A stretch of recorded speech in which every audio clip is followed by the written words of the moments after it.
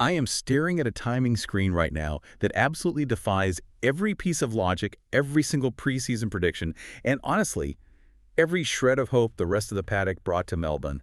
Welcome to the DRS zone. You're not kidding. If you thought you knew what to expect from the 2026 Formula One season, you need to sit down right now. Seriously, strap in, Yeah. because we are going on a relentless deep dive today. The dawn of these new regulations hasn't just shifted the competitive order, it has completely decimated it. Decimated is the exact word. We are looking at a shattered grid and a return to an era of just utter dominance. Today, our mission is to rip apart the telemetry, dissect the staggering chaos of a midfield that looks like it forgot how to race, and expose the high-stakes, cutthroat politics behind a qualifying session that has turned the championship on its head before the lights have even gone out. But before we tear into the source material and this unprecedented landscape, you have to do the thing. Right, yeah, mandatory disclaimer time. This segment is part of our news coverage of recent F1 events. Okay, disclaimer out of the way. Let's unpack this timesheet shock because, my jaw is still on the floor. George Russell taking pole with a blistering 1.18.5. And rookie KIMI Antonelli locking out the front row with a 1.18.8. It is a complete paradigm shift. A paradigm shift feels like an understatement. They're operating in a completely different stratosphere. Look, the brutality of that cutoff is what you really have to focus on. Mercedes were the only cars to break into the 1.18s, the only ones. It's like everyone else just hit a brick wall. An impenetrable glass ceiling. Just look at the gap to the rest of the field. The first non-Mercedes car is ISACK HADJAR in the Red Bull, right? Right, dragging that chassis to a 1.1.3. Exactly. Do the math on that deficit. That's nearly an 8/10 gap, almost 8/10 of a second. You have to understand, in modern F1, at the speeds these cars are traveling, that is not a gap. That is a different time zone. We haven't seen margins like this since the dawn of the 2014 hybrid era. It genuinely looks like two completely different Formula One categories are racing on the exact same track. Mercedes isn't just winning here, they are humiliating the grid. Humiliating them. Between Q2 and Q3, Mercedes organically found another 4/10. They are not lifting. They are making a profound, violent statement. And while Mercedes was busy making that statement up front, the rest of the grid was just descending into unhinged carnage. Let's shift the energy to the midfield mayhem of the early sessions. Oh, the chaos in Q1. Where do we even start? We start with the absolute shock of Max Verstappen. Picture the onboard footage. Four-time world champion Max Verstappen hits the braking zone for turn 1. Suddenly, the engine revs just drop off a cliff. The rear axle locked solid. Like someone violently ripped a handbrake inside the cockpit. Verstappen, with all his legendary car control, is utterly helpless. The car bounces violently over the gravel and slams into the barrier, out in Q1. And that right there is the immense danger of the new 50/50 power units. What we saw with Verstappen was a catastrophic software desync between the brake-by-wire system and the MGUK harvesting. So the system basically demanded maximum regeneration instantly. Yes, which applied so much sudden negative torque to the rear wheels that it effectively locked the axle solid. Entering a high-speed corner, a mechanical lockdown of that magnitude gives the driver zero chance. It's a total disaster for Red Bull. A complete disaster. And he wasn't the only giant to fall into chaos. The knockouts came fast and hard. The Q1 casualty list alone reads like a nightmare. You've got Alonso out, Perez out, Bottas out, Sainz out, and Stroll out. Just a brutal first hurdle. And the bleeding didn't stop there. Q2 was just as ruthless. Right, taking down Hülkenberg, Behrman, Ocon, Gasly. We lost Alex Albon, who went horribly wide at turn 1, and Colapinto. But listen, if we are going to look at these knockouts, we have to talk about Williams. Oh, we have to talk about Williams. Calling their performance a monumental disappointment feels too generous. Let's not hold back here. They sacrificed their entire 2025 development for this 2026 car. And what do they show up with? An overweight car, zero ambition in their aerodynamic design, and a double elimination in Q1. It's a strategic catastrophe. They completely underestimated the packaging challenges of the 2026 battery. Because of that 50/50 power split, if you don't design your chassis with microscopic precision, you have to build bulkier bodywork to keep it from overheating. Bulky means heavy. And you cannot afford to arrive overweight in a new regulatory era. You're starving the entire aerodynamic system of its potential. It's unforgivable. Unforgivable.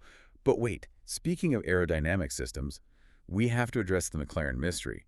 This is the team that was a constructor's giant last year. Today, they have completely fallen behind both Red Bull and Ferrari. Which is a massive shock. Now, I know there was that wild debris incident in Q2. Lando Norris runs over a scoop that literally flew off the airbox of a Mercedes, damaging his front wing. Yeah, you could see the wing was compromised on the onboard. But even without the damage, the raw pace simply wasn't there. How does an aero leader suddenly lose the plot?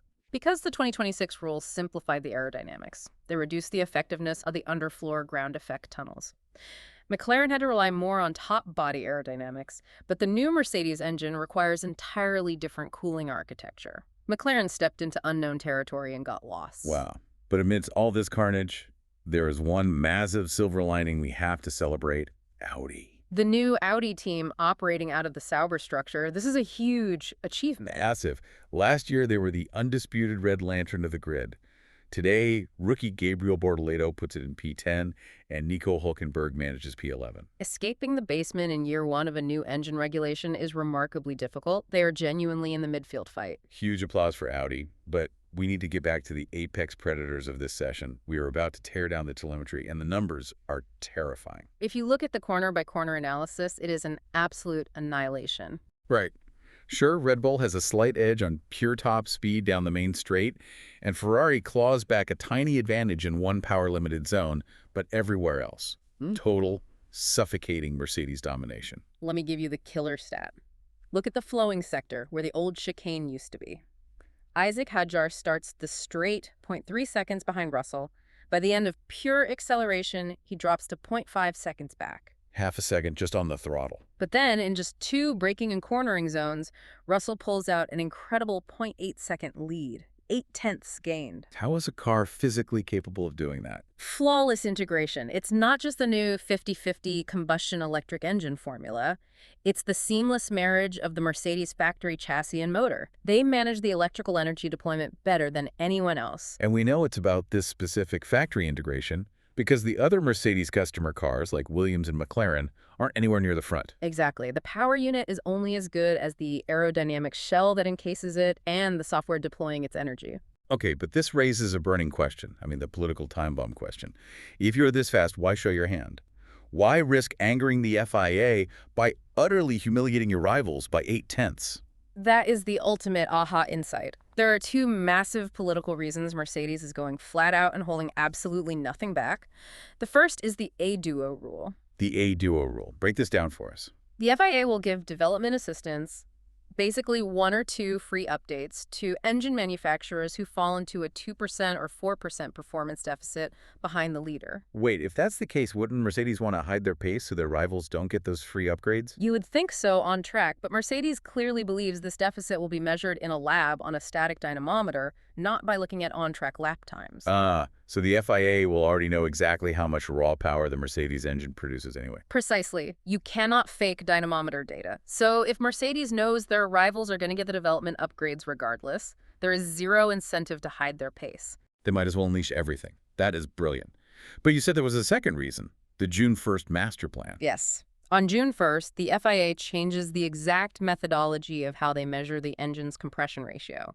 They will start testing it at a 1.16 ambient ratio and a strict 130 degrees Celsius. 130 degrees. So they are forcing teams to prove their engines comply under hot natural conditions, stopping any extreme intercooling tricks. Exactly. And Mercedes knows that any mid-season rule change like this is a massive variable. I see it. It's the Braun GP strategy. It is the exact same strategy as Braun GP in 2009.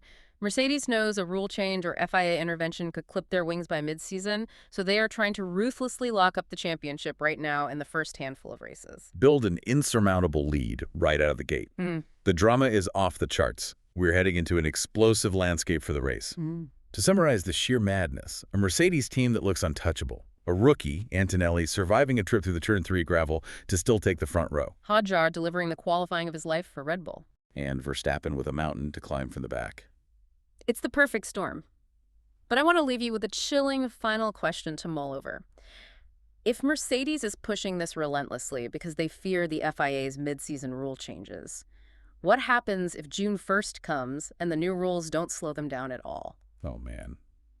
Are we looking at the most dominant, uncontested season in Formula One history before the championship has even truly begun? A terrifying prospect for the rest of the grid, but an absolute thrill ride for us watching. To survive this chaotic season, you need to stay glued to the DRS zone. Pull out your phone right now, go follow DRS Zone on TikTok, follow us on Instagram, and subscribe to our YouTube channel so you don't miss a single second of the fallout. The 2026 season has arrived, the real book is shredded, and we will see you on the next deep dive.